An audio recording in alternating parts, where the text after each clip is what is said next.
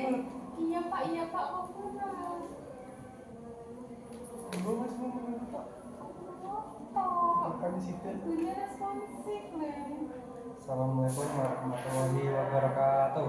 Waalaikumsalam warahmatullahi wabarakatuh. Gimana kabarnya anak-anak hari ini? Sehat semua? Alhamdulillah, baik Pak. Alhamdulillah. Sebelum Bapak mulai pembelajaran, Bapak absen terlebih dahulu ya anak-anak. Iya Pak. Mas Sultan hadir? Hadir. Nggak bisa? Iya Pak. Oke, anak-anak Bapak hadir semua ya. Nah, hari ini adalah Bapak akan menerangkan tentang iman kepada hari akhir ya anak-anak. Ada yang tahu tentang hari akhir enggak? Kiamat Pak. Oke, hari akhir kiamat ya Mbak Isa. Langsung saja ya, supaya menyingkat waktu. Materi yang pertama adalah pengertian hari akhir. Nah, apa itu hari akhir? Hari akhir adalah hari berakhirnya seluruh kehidupan di dunia dan dimulainya kehidupan di akhirat. Pada hari itu, seluruh makhluk hidup akan dibangkitkan kembali untuk mempertanggungjawabkan semua perbuatannya selama hidup di dunia. Beriman kepada hari akhir merupakan rukun iman yang kelima ya anak-anak. Nah, jadi hari akhir itu semua makhluk hidup, manusia itu dibangkitkan kembali setelah alam semesta itu hancur. Nah, umat manusia itu dikumpulkan di padang mahsyar ya. Nah, hari akhir tersebut adalah rukun iman kita, rukun Islam ya. Rukun iman yang kelima. Jadi kalian semua itu harus mengimani adanya hari akhir ya. Oke, lanjut ke materi selanjutnya ya. Selanjutnya itu dalil tentang hari akhir. Nah, di sini ada surat Al-Zalzalah, yaitu keimanan kepada hari akhir memiliki dasar yang jelas dalam Al-Quran dan hadis. Salah satu dalilnya terdapat dalam surat Al-Zalzalah ayat 1-8 yang menjelaskan tentang dahsyatnya guncangan pada hari kiamat dan bagaimana setiap manusia akan melihat balasan dari amal perbuatan baik yang besar maupun yang kecil. Nah, di surat Al-Zalzalah tersebut yang intinya itu manusia itu sebagai ibaratnya itu satu puing kapas atau satu helai bulu ya. Nah, yang intinya itu manusia itu sangat kecil pada hari kiamat tersebut. Nah, pada hari itu alam semesta diguncang seguncang-guncangnya, tidak cuma bencana alam ya. Nah, pada saat ini kan cuma kiamat sugro ya, atau kiamat kecil. Kiamat sugro itu contohnya itu barangkali kalian semua nggak tahu ya. Contohnya itu tsunami atau gunung meletus atau gempa bumi ya anak-anak ya. Nah, pada hari akhir itu semua alam semesta itu berguncang, tidak hanya satu tok. Lautan itu tsunami, gunung meletus dan gempa bumi itu jadi satu. Jadi manusia itu tercengang-cengang atau terkaget-kaget karena mereka kebingungan apakah amal perbuatan mereka di dunia itu sudah cukup untuk dibawa ke alam selanjutnya. Nah, di sini juga mereka akan dipertanggungjawabkan amal-amal perbuatannya. Oke, lanjut ya. Bapak kira sudah paham ya. Selanjutnya itu ada nama-nama hari akhir. Nah, beberapa nama hari akhir ini yang pertama itu coba Mbak Lisa bisa minta tolong dibacakan. Yaumul Qiyamah, hari kiamat Pak. Nah, di sini ada Yaumul Qiyamah atau hari kiamat. Nah, hari kiamat itu adalah ya hari akhir tersebut ya. Coba Mas Zulpan dibacakan ini Mas. Yaumul Jaza, hari pembalasan. Nah, Yaumul Jaza atau hari pembalasan. Nah, di sini adalah hari pembalasan baik amal yang baik atau amal yang buruk. Nah, contohnya itu bagi amal yang baik itu akan diberikan sesuatu yang baik juga. Kalau amal yang buruk itu akan diberi hukuman ya bagi manusia yang melakukan amal keburukan. Nah, selanjutnya itu ada Yaumul Hisab. Nah, Yaumul Hisab itu ada hari perhitungan. Nah, di sini itu ada contohnya itu ibaratnya itu satu orang si A nih udah di hari akhir. Si A ini jalan kaki lah. Nah, di depannya itu ada timbangan. Nah, timbangan itu kan ada dua ya, yang satu dan yang dua. Nah, sebelah kanan itu ibaratnya amal baiknya, sebelah kiri itu amal buruknya. Nah, ditimbang itu amal baik baik dan amal buruknya itu berat yang mana. Kalau berat yang baik ya otomatis si A itu masuk ke surga ya. Kalau berat yang buruk berarti si A itu masuk ke neraka dan mendapatkan apa yang ia dapatkan, apa yang ia lalui di dunia, seperti siksaan ya kalau masuk ke neraka. Nah, selanjutnya itu yaumul ba'ats atau hari kebangkitan. Nah, di sini yaumul ba'ats itu hari kebangkitan itu setelah guncangan-guncangan alam itu umat manusia kan meninggal ya, meninggal dunia. Nah, pada saat meninggal itu dibangkitkan oleh Allah Subhanahu wa taala agar untuk berkumpul di padang mahsyar tersebut dijadikan satu.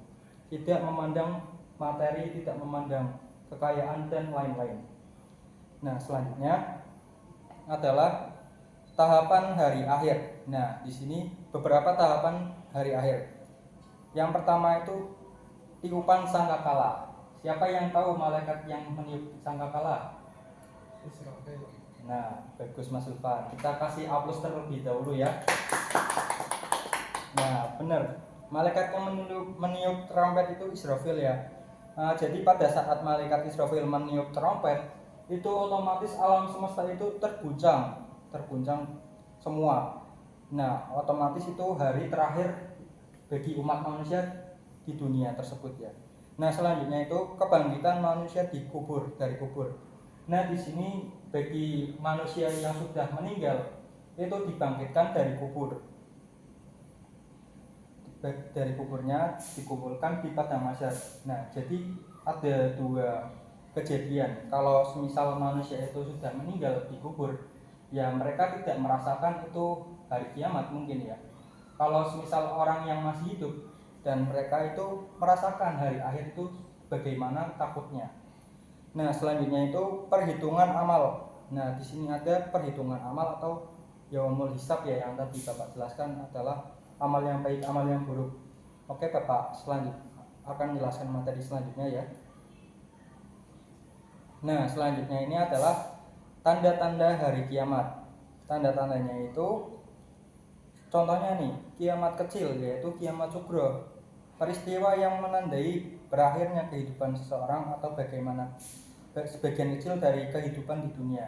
Nah, contoh kiamat sugro yang tadi Bapak jelaskan adalah yang tsunami, gunung meletus, dan lain sebagainya itu ya anak-anak ya. Nah, kalau kiamat besar atau kiamat sugro itu ya hari akhir tersebut atau guncangan seluruh alam semesta. Tidak cuma satu bencana, tapi semua bencana itu dijadikan satu. Nah, mungkin sebelum kita lanjut ke materi, kita ice breaking terlebih dahulu ya. Nah, ice breakingnya itu Apa tuh Pak? contoh nih, kalau Bapak bilang pegang telinga, kalian pegang telinga.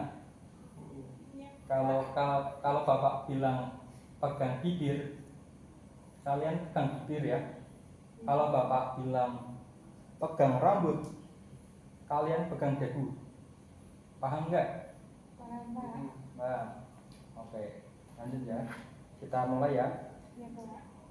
Pegang hidung, pegang telinga, pegang rambut. Nah, oke, ya fokus ya. Kita kasih aplaus terlebih dahulu. Cukup banget. Nah, selanjutnya, Nggak ada AC-nya Pak. Pak gurunya keren. nah selanjutnya itu adalah iman kepada hari akhir. Hari akhir memberikan manfaat. Nah, contoh manfaat tersebut adalah yang pertama meningkatkan ketakwaan. Nah, di sini seseorang setelah meneladani atau mengimani adanya hari akhir, itu akan meningkatkan ketakwaannya. Seperti menjalani ibadah itu akan menjadi semangat, menjalani hal-hal yang baik itu akan menjadi semangat juga ya. Nah, selanjutnya itu menjauhi perbuatan dosa. Nah, di sini juga mereka akan berhati-hati dalam melakukan dosa. Seperti contohnya itu ibaratnya itu mereka berpikir bahwa esok hari itu mungkin mereka tidak akan hidup kembali setelah bangun tidur ya. Nah, jadi mereka itu akan berhati-hati dalam melakukan aktivitas sehari-harinya. Nah, selanjutnya itu mendorong untuk berbuat baik. Nah, di sini juga mereka akan mendorong berbuat baik, tidak hanya beribadah, sholat, puasa dan lain-lainnya.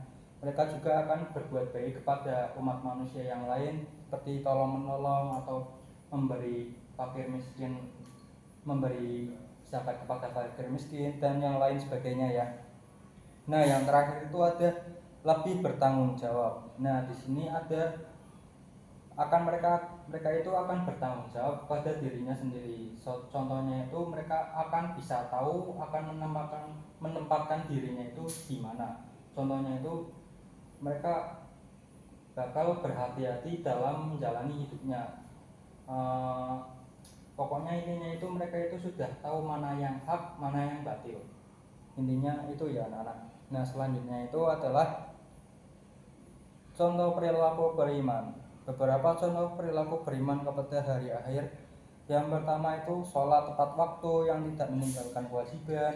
Nah, yang kedua itu apa Mbak? Sikap jujur dalam perkataan dan perbuatan. Yang ketiga apa Mas? Membantu teman atau orang yang membutuhkan. Nah, dalam hal-hal ini adalah hal-hal kebaikan ya. Jadi ini adalah contoh seseorang menanamkan iman kepada hari akhir agar mereka itu ya mendapat pahala, berhati-hati dalam kehidupannya. Nah, selanjutnya ada orang yang tidak beriman cenderung. Orang yang tidak beriman adanya hari akhir ya intinya ya. Yang pertama itu berbuat semaunya tanpa memikirkan akibat ya. Nah, jadi seseorang itu karena mereka tidak mengimani adanya hari akhir, mereka itu perbuatannya itu bertindak semaunya. Contohnya itu kalau mereka ngelakuin ini nih, pasti nggak ada konsekuensinya nih. Akhirnya mereka diterabas doang. Nah, itu contoh seseorang yang tidak mengimani adanya hari akhir ya anak-anak ya.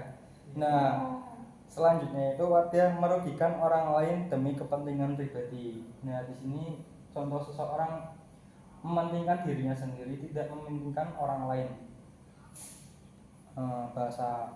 Bahasanya itu tamak lah mungkin lah. Nah, selanjutnya, oh iya, egois ya. Siapa tuh Pak? Nah, selanjutnya itu ada tidak peduli terhadap dosa dan pahala. Nah, di sini juga contoh sikap ketiga itu sama intinya dengan contoh sikap yang pertama ya anak-anak ya. Jadi Bapak lanjut aja ya. Yang udah kesimpulan nih. Istirahat ya Pak. Sebelum Bapak tutup, kalian bisa membaca bersama dengan Bapak kesimpulannya. Bapak hitung ya. 1, 2, 3. Iman kepada hari akhir merupakan kewajiban setiap muslim karena